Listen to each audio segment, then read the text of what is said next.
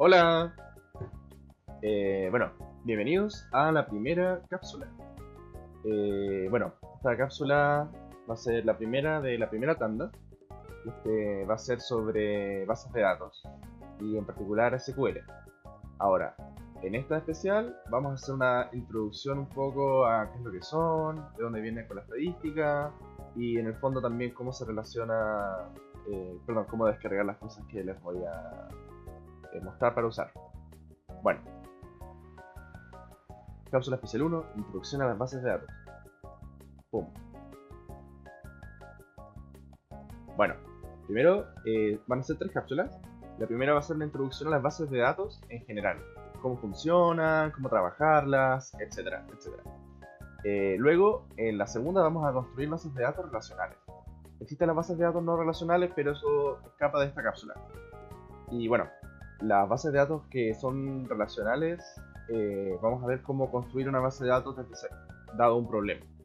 Y eso es independiente de SQL. Luego, que va a ser la tercera cápsula, va a ser una introducción más o menos a cómo trabajar con SQL y más o menos cómo funciona el nivel de código. Bueno, nosotros en estadística tenemos datos. Y en particular, nosotros estamos interesados en datos que son de este tipo. Son vectores que tienen una parte en RN, y porque son números, cantidades, escalares, etc. Por ejemplo, altura, promedio, cantidad de veces que sale de vacaciones, etc. Números. Y están los categóricos.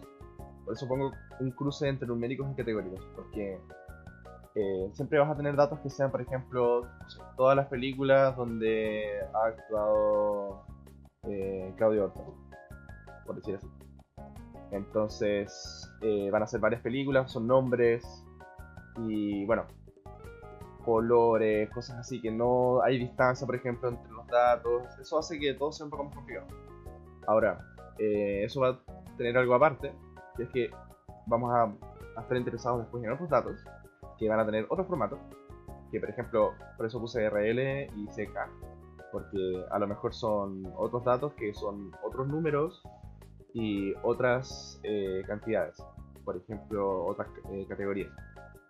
Por ejemplo, puede ser XY, pueden ser los empleados y IJ pueden ser sus empresas.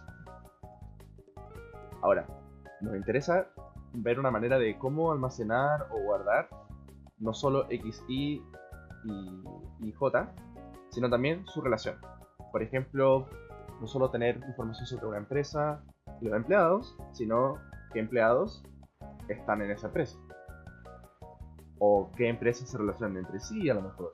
O qué empleados son amigos. Entonces, relaciones no solo dentro de los mismos datos, o los mismos datos de un tipo, sino también de datos de distinto tipo. Ahora, ¿cómo solucionamos esto?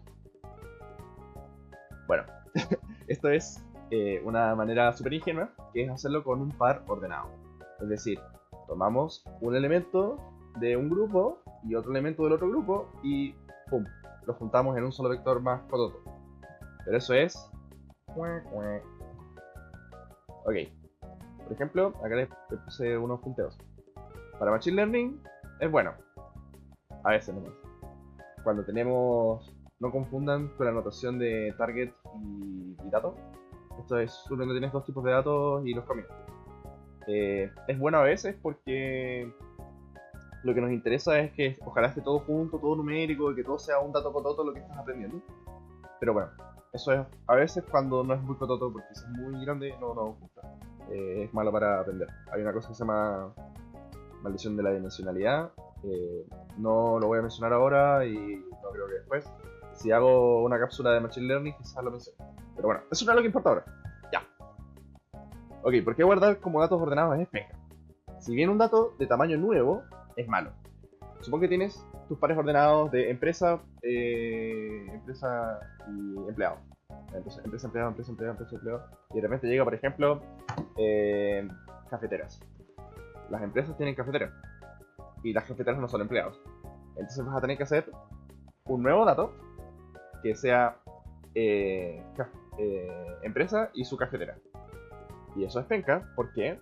Porque a lo mejor cafetera es un tipo de dato que tiene un formato que es distinto al tamaño de XY.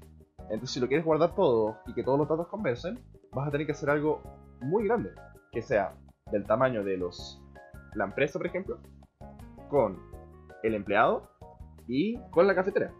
Y cuando quieras asociar cafetera con empresa va a ser como difícil porque tendría que ignorar a los empleados, entonces voy a hacer como más tamaño, va a ser más grande y voy a no usar muchas cosas.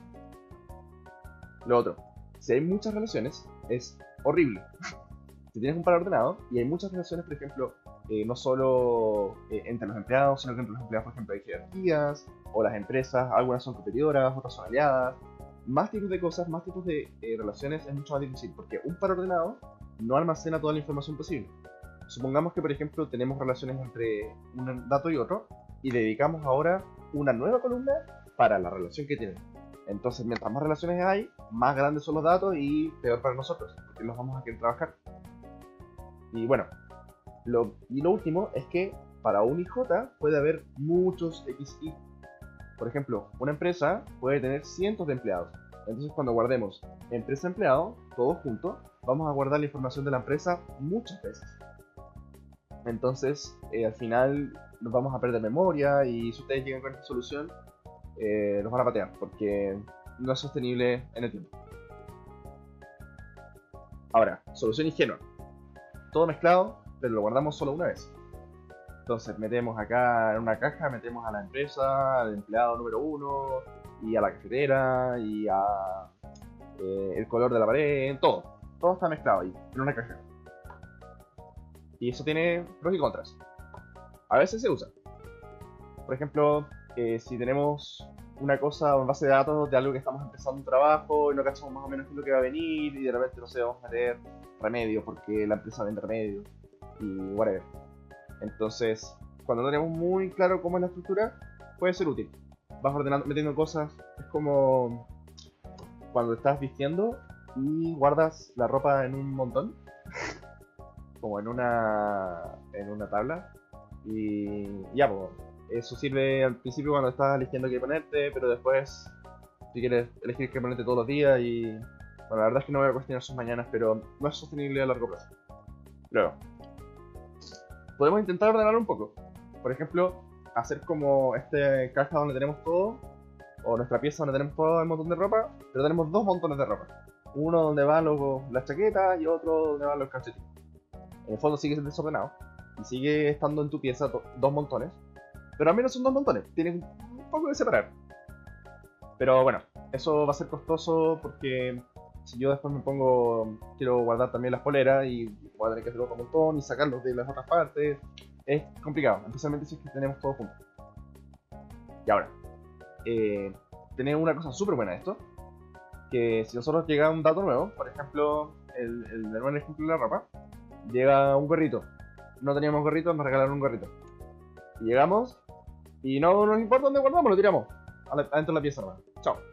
O sea, total, ahí está toda la ropa. Yo sé que cuando necesito un gorrito va a estar dentro de la ropa. Pero eso es un problema. Porque ahora, por ejemplo, supongamos que queremos buscar el gorrito. Y llegamos, y está lleno de ropa la pieza. Horrible. ¿Dónde está el gorrito? Probablemente les ha pasado. Especialmente si tienen, por ejemplo, muchas cosas de un solo tipo y buscan una en particular. Por ejemplo, ¿dónde está esta polera que me quería poner? Y tiene todo el armario lleno de polera. Horrible. Así que para eso vienen las bases de datos. ¡Pum! Entonces nosotros buscamos un balance entre guardar algo fácilmente, pero también buscarlo fácilmente. Porque o desbalanceamos en la búsqueda o desbalanceamos en el guardar. Entonces, el balance perfecto son las bases de datos. ¡Pum! Bueno, y de bases de datos hay varios tipos. Está, por ejemplo, ahí los voy a explicar más bien qué significan esas aplicaciones, pero están las relacionales, las no relacionales, y que son maneras de cómo guardamos las relaciones en particular. Pero lo importante es que intenta combinar lo mejor de esos dos mundos. Ahora en la cápsula siguiente quizás quede más claro cómo es que funciona una base de datos y por qué realmente logra esto que dije, este balance también. Bueno, ahora, ¿cómo empezar? quiero hacer mi base de datos. Perfecto. Ok, nosotros ahora en esta cápsula, y lo que yo les voy a enseñar es con estas IDEs, que son como las aplicaciones para poder trabajar las bases de datos. En particular, bueno, esto de acá arriba, DG, es DataGrid, que es súper útil, puede manejar bases de datos locales, se pueden conectar a otras empresas, o a otras bases de datos que estén en la nube, etc. Es bastante libre. Y tiene otro hermano, que es PyCharm, que quizás algunos lo conocen, que es para hacer Python, cosas de Python. Y ahora mismo no lo vamos a usar, pero sí para hacer cosas que con PyCharm es bueno, porque como está en el mismo entorno, por cierto, todo esto es parte de JetBrains, que es como una empresa que hace varias aplicaciones para programar y hacer cosas. Entonces, JetBrains tiene DataGrid y PyCharm, y como son de la misma empresa, como que ambas conversan súper bien. Entonces, cuando hagan cosas, por ejemplo, de DataGrid, de cosas en Python que consulta una base de datos, por ejemplo, como que es bueno si es que esa aplicación tiene algo para conectarlos al tiro, es como bacán. En lo personal, cuando hago cosas en Python en local, trabajo en PyCharm, cosas grandes, de gran tamaño, proyectos grandes. Ahora, si hago algo de investigación, utilizo un notebook, Jupyter Notebook, pero bueno, eso se escapa de esta cápsula. Bueno, esto ya lo que dije. Bases de datos para DataGrid y PyCharm para Python. Ahora, tutorial. Cómo instalar DataGrid. Y por cierto, tiene una versión light, pero nosotros como estudiantes de la Universidad de Chile de Ingeniería tenemos acceso a la versión Premium. Y una licencia de un año que se renueva, o sea, la pueden renovar todos los años mientras estén todavía en la universidad. Ok, ahora el tutorial. Ya, nos metemos a internet. Y en internet nos metemos a jetbrains.com. Perfecto. Entonces, acá bajamos, nos va a mostrar un montón de cosas y DataGrid. Pumba. Ahora, en este computador no tengo DataGrid, pero lo puedo lo voy a instalar con ustedes, de cero. Así que ya, DataGrid, ahí escogen su sistema operativo y los beneficios es para todos. Así que, pum, pum, pum, vamos instalando.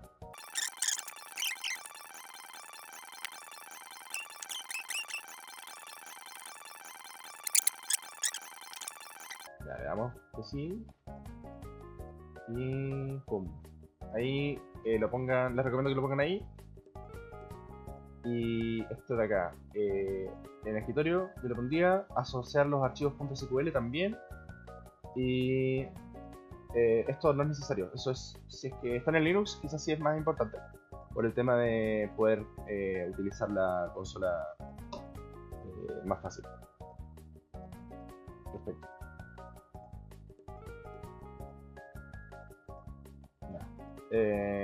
Listo. Pum. Y acá no se va a demorar.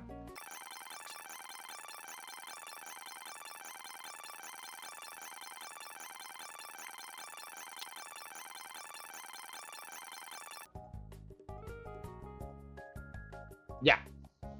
Ahora, con DataGrid instalado, le vamos acá a correr DataGrid para que lo vean.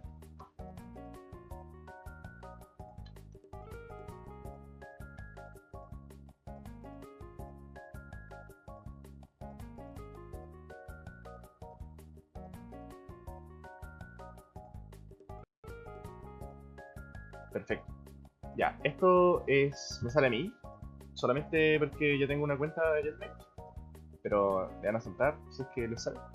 Y bueno, acá ustedes pueden crear proyectos y repositorios, en particular si trabajan con GitHub, pero lo importante es que ustedes se van acá, a la Option Menus, le dicen manejar licencias, y activan una licencia acá, y le ponen una licencia como Refresh License y ahí como que lo van a ver. En particular, se pueden hacer una cuenta acá en JetBrains y se la tienen que hacer con el correo de la U. Y listo. Mira, a ver, vamos a hacer el simulacro. Pum.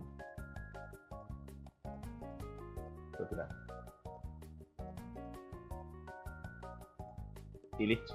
Ya les va a salir el paquete educacional. Y mira, pueden hacer un montón de cosas que no se hacen. Bueno, esto sí. Pero bueno, y esto no.